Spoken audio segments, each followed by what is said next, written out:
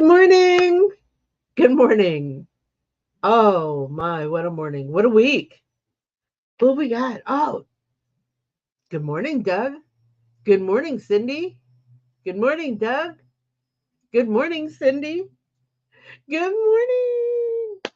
Um, Listen, we're going to kind of continue some of our thoughts we had from last week, along with uh, picking up something that I wanted to show you, but I got so excited about everything else that I forgot to show you. So, shall we get started? Oh, yeah. Here, look at this. Do you know what this is? Yeah, it's a mini, teeny, tiny hat for your dog. Yeah, I picked this sample up at Impressions 2 weeks ago.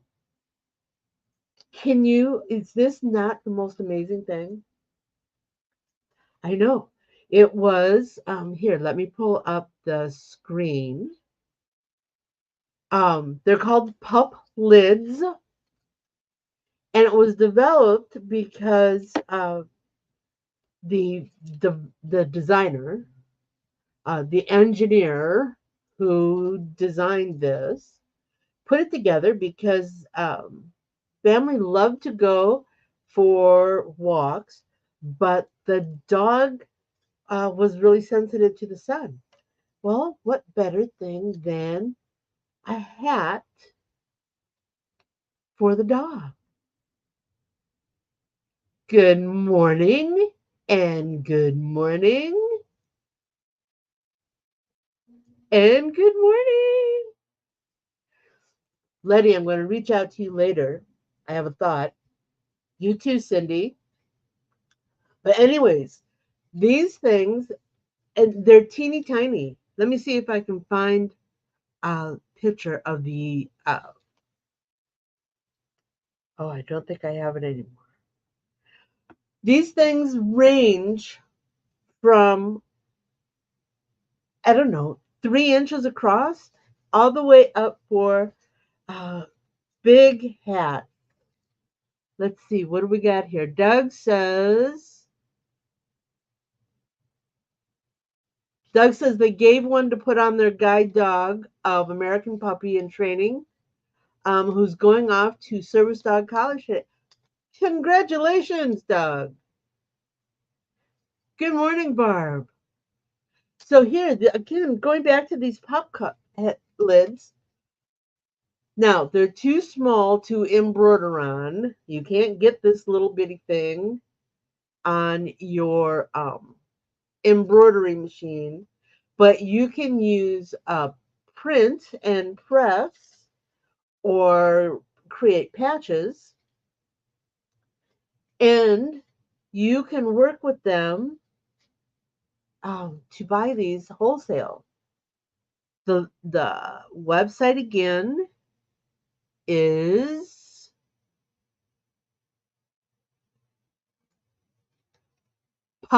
puplid.com.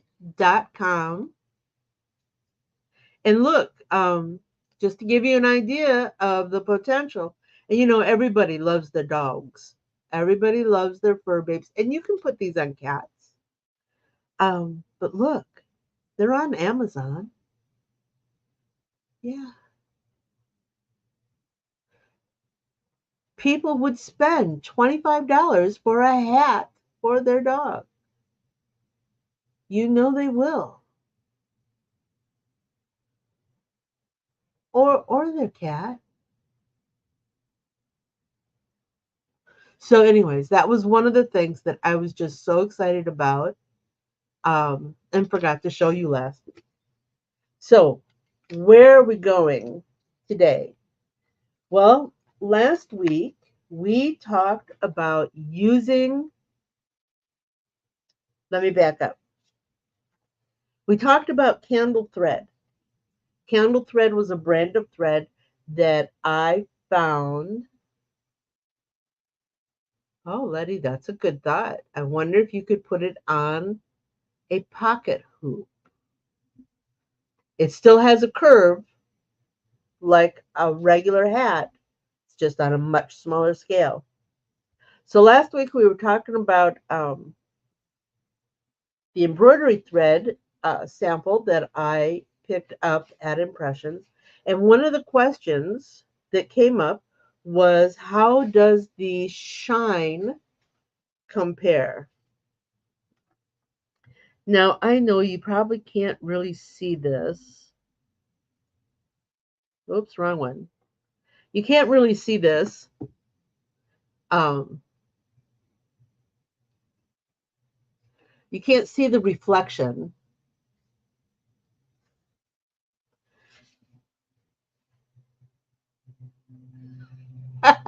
Sorry, I got to bring this up. Woody says on cats, I think if you want to lose your face, cats can be a bit aggressive. They can be a bit standoffish. They can let you know when you cross the boundaries. So I stitched these out. I thought I had Floriani, because that's what we were going to compare with. One of the comparison thoughts was with Floriani, but I don't. But I do have a Rapos, which is a Japanese thread carried by Tex-Mex. Happy's um, distributor. But I'm looking at these and call me crazy, but I'm not seeing a real difference in any of them. I'm not seeing a real difference in the shine quality, though maybe you'll want to do your own test. But sitting here looking in my low light situation, the Glide may have the strongest shine, followed by Madeira,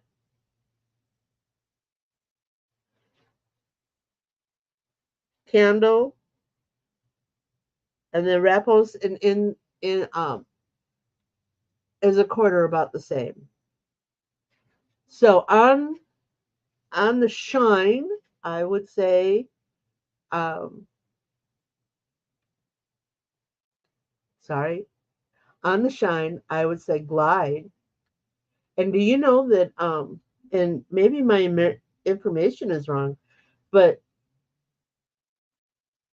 Glide is American made thread. Glide is a Filtech thread, um, and it's very good. I have a selection of, I have all of these. The candle is new, but I have all of these and I use them all. I don't have a problem with using any of them.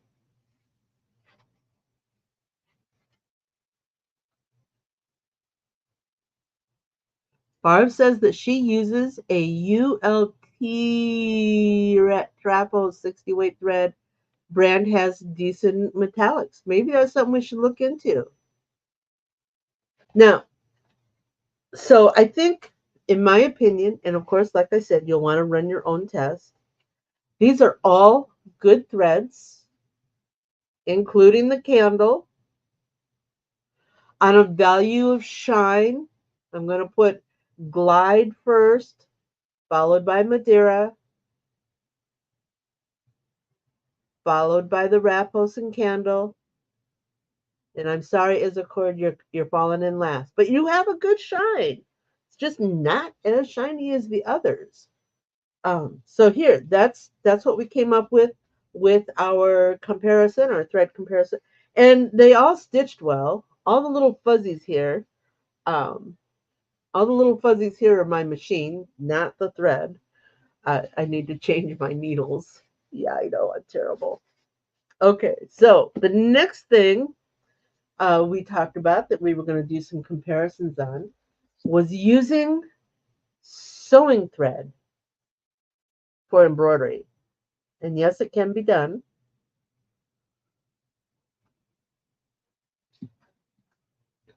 Because sewing thread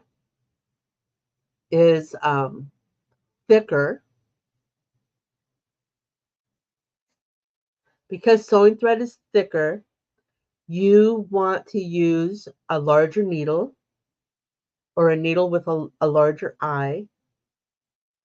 And you want to slow your machine down just a little bit. You don't have to change your tensions.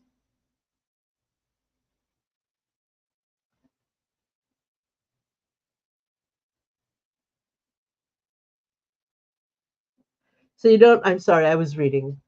My apologies for being distracted. Um, you don't have to change your tension, or at least I didn't. I did change the needles. I was using a 14. What is that? 7511, 8012, 85. So it'd be a 9014. So I was using a 9014 um, because that's one of the largest sizes I have. I um, I want to continue this, so I did order some 116s, which are recommended and recommended even more for the Madeira's Vermelana, which we'll talk about in a minute. But I ran a density test, just a swatch test, 1 inch squares. Each one's a different density. Um, Let me pull that image up here. And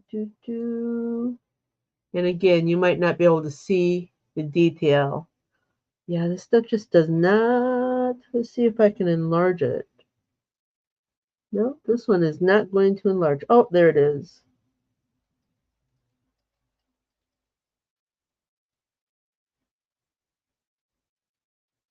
Okay, so I started out with 40, with a dot 40, and then moved up in increments of 5. So for those of you who don't know, when I say dot 40, it means 40 100ths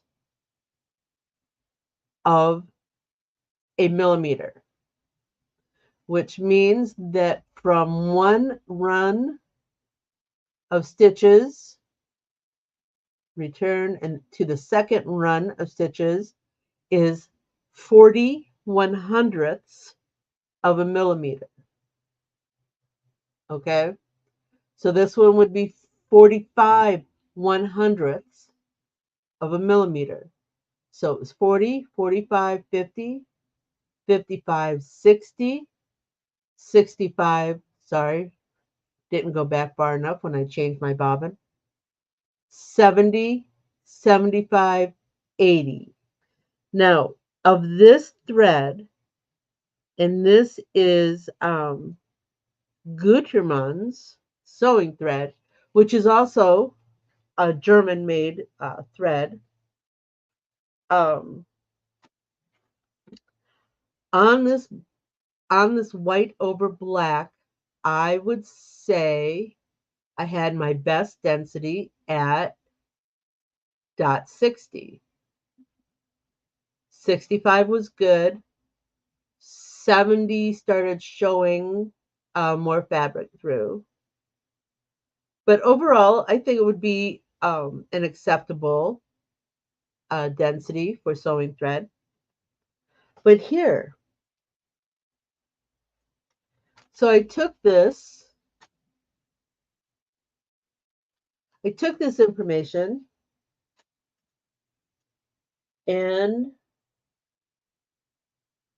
knowing that my ultimate goal here was to find a way to use sewing thread for large scale embroidery on single knit fabric, also known as t-shirts, um, that would be soft and comfortable to wear and not heavy, not pulling down on the shirt. So I took that swatch test and I put it I loaded up a t-shirt.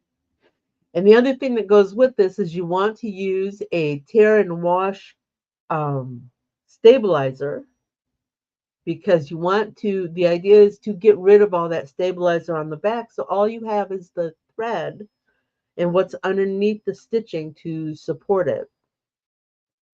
And I have to say, I was not overly thrilled with the results. Okay, just going to bring this up just a little bit because I wanted to move my keyboard. I wanted to do, it's a comparison. So I started out with my standard 40 weight embroidery thread. Oh, and after I did this test, of course, I threw it in the wash because that's the ultimate um, finish, right? What does it look like after it's washed and dried? So yeah, density was just massively too heavy for this fabric. And I thought, okay, let's move on to sewing threads. Now, my stitch outs consisted of using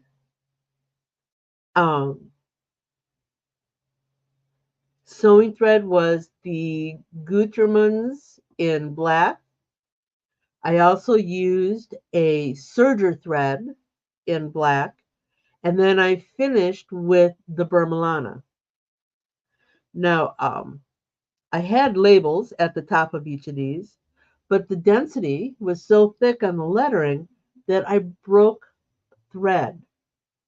It was just too heavy. So I skipped over that as I was doing each one of these. This is the sewing thread. Density is still too heavy for this fabric, but I it's just too heavy. I'm gonna have puckering, and this is the same density as our other density tests. These are the same. I just copied and paste. Okay. So again, it's just too heavy. The density to get the coverage I needed was just too much. So I thought serger thread. Good morning, Scott. So I thought serger thread. Again, it's just too heavy. And then I moved over to the Burmalana. Now, for those of you that don't know, the Burmalana is a polycore, and you can either get it with a wool wrap or a cotton wrap. Well, I have a cotton wrap. The Burmalana did better.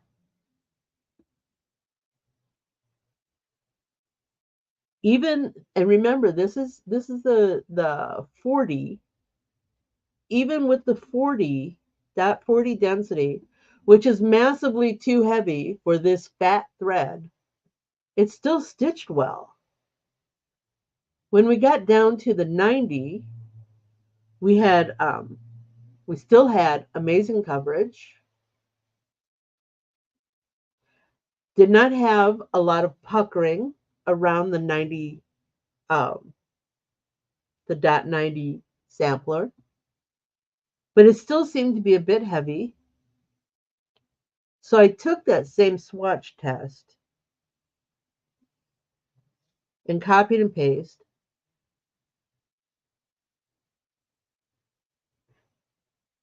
Oh, forgive this. This was me trying to getting too close to the hoop, so I had to move everything over just a tad. Um, so as you can see, the Burmalana did not start to have some show through until we get to about here. So if the last one was 90, this one is 95. And then I think I jumped it up to, what did I use here? It was not 105, which would be 1.5. Yes, it was. 1.5 to 2.5. Now I'll want to double check that. But I think the density using the Burmalana, I used a density of 2.5 here. I had excellent coverage. It's soft, it's pliable, not very heavy. So, what did I do next? I went to the store and bought some t-shirts. And I did this because I wanted to use a graphic t-shirt.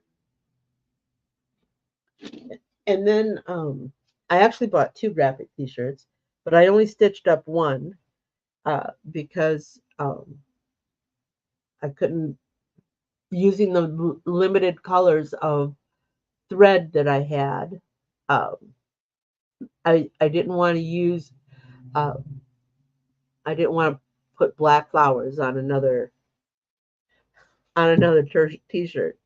So, anyways, I went to the local Five Below. For those of you who don't know, Five Below is a national chain store of uh, foreign made stuff that's $5 or less.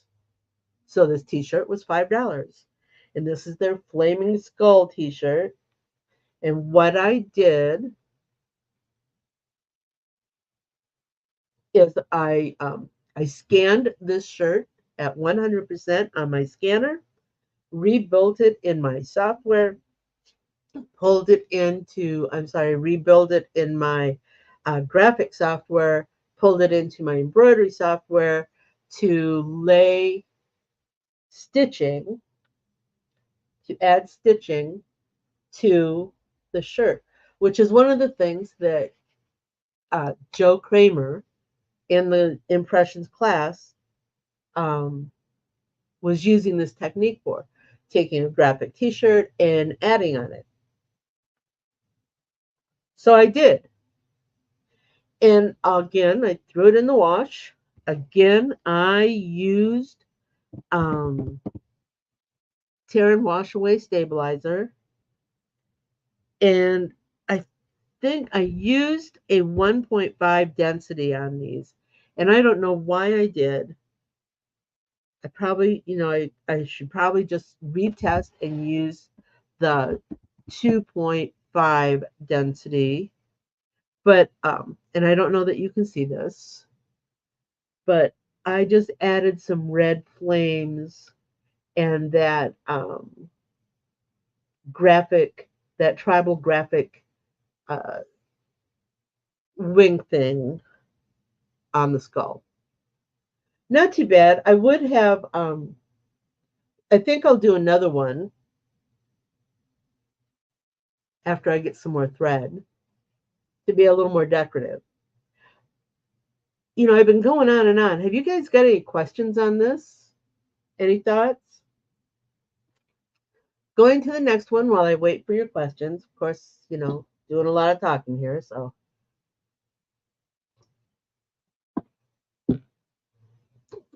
So I took it one step further and I did a design file, a shirt front, using the Gutermann's thread. And I stitched a teddy bear on the front of this t-shirt. Not happy with it. Gonna do some more testing. Got to get some more thread. Sewing thread is not a staple in my thread inventory. Okay. So here's the teddy bear t-shirt. Density's massively too tight, isn't it? Yeah. I got curling and cupping and yeah. So we'll do this again.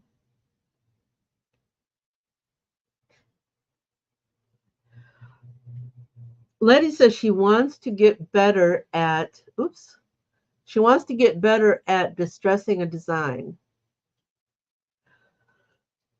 Excuse me.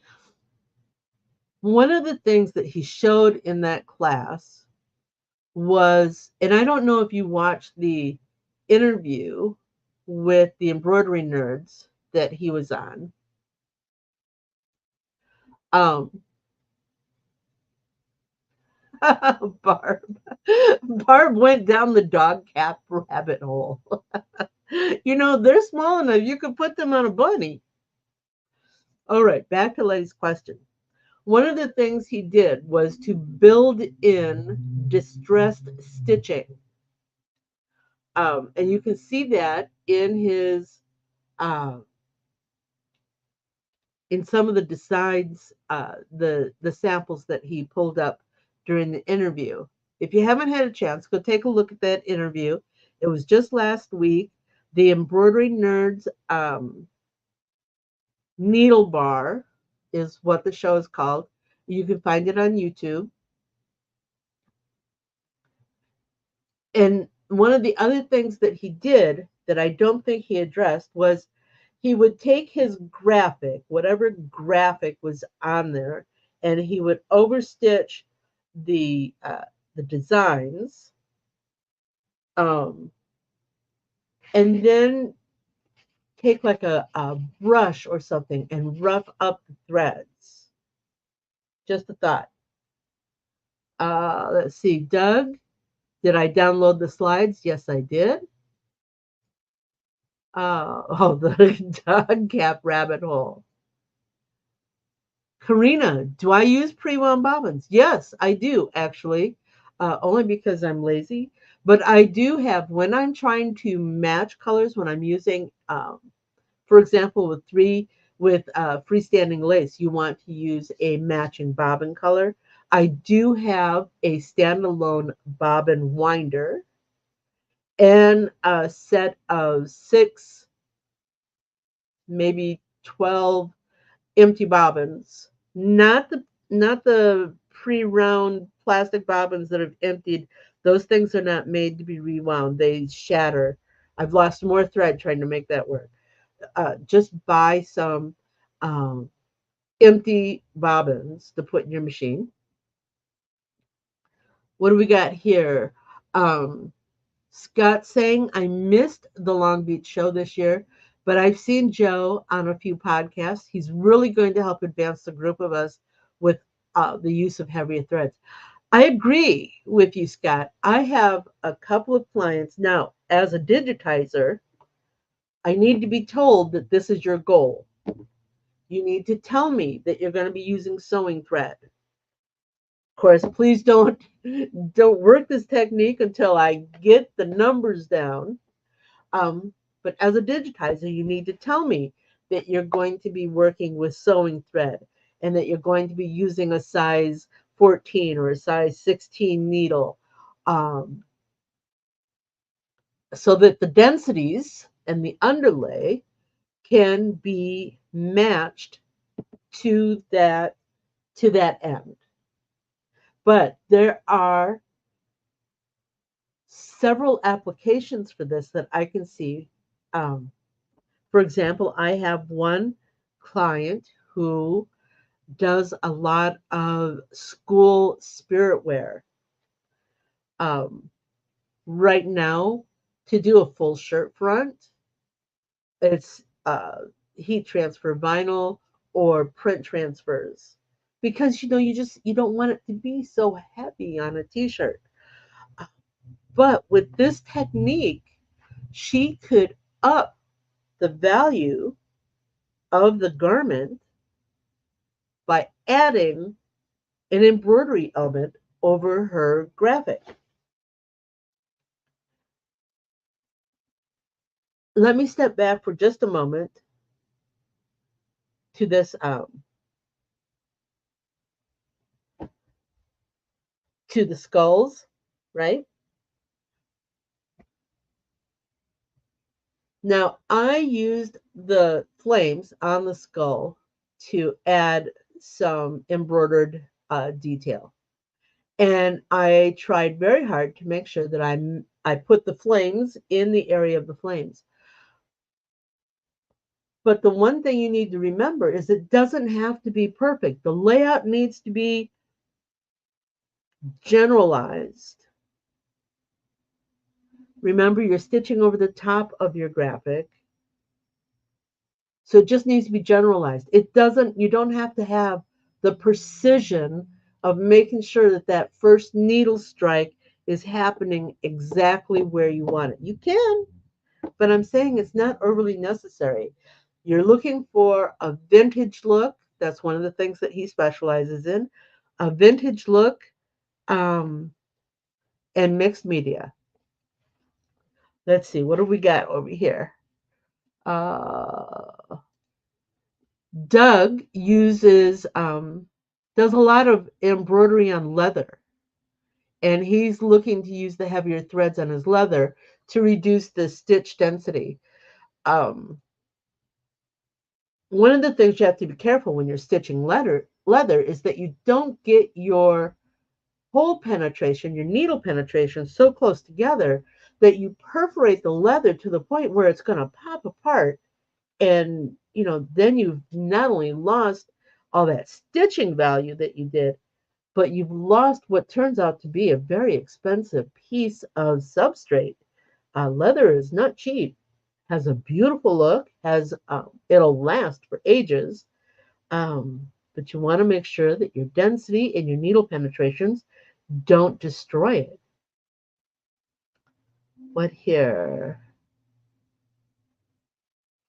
Oh, Barb's telling Doug to check, and I'm going to say this badly, wall whack, um, for the heavier threads.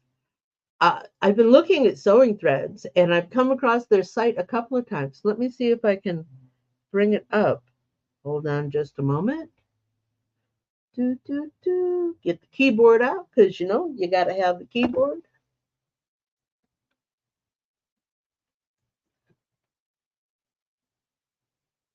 No, because I'm terrible. WAWAK. There they are. Ta-da! WAWAK. All right. So take a look there. Um, I'm going to continue with my experimenting on this. So this is something that we are going to take another look at.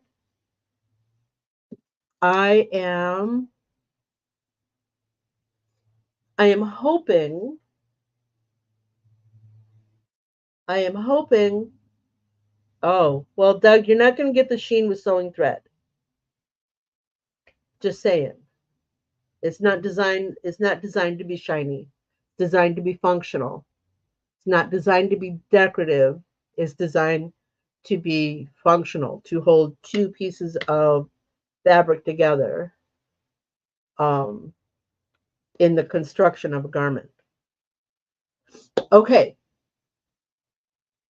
one last thing before we go. Oh, two things. I was talking about if this works, I am hoping to present it as a class option for Applique Getaway. So I'm going to continue working on this. I've ordered some needles. I've got to get some more Gutermann thread. I like Gutermann. It's a very good thread. Very great. It's a good quality. It's not your generic thread. Um, so I will continue this, and we will address it again next week. I'm hoping.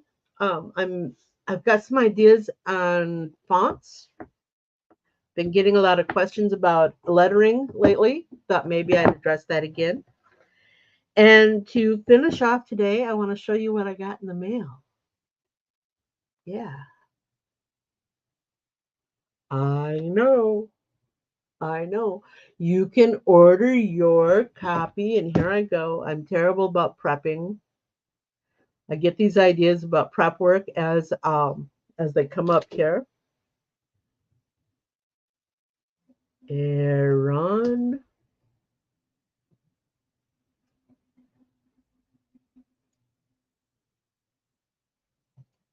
You can get your copy on Amazon. Yay! Yay! It's an awesome book. It's an awesome read.